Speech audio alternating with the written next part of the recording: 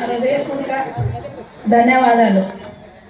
నేను ఈరోజు ఈ స్థానంలో ఉన్నానంటే అన్న బాలనాగిరెడ్డి సింహం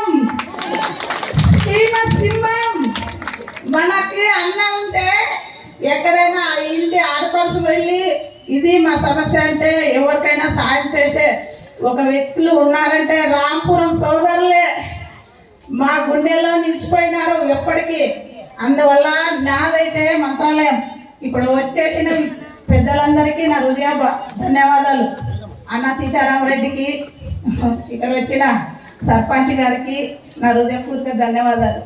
మేము వైఎస్ రాజశేఖర్ రెడ్డి గెలిచినప్పటి నుంచి మాది మంత్రాలయం మదర్ తెరిసా గ్రూప్కి నేను ఫస్ట్ లీడర్ మహాలక్ష్మిని.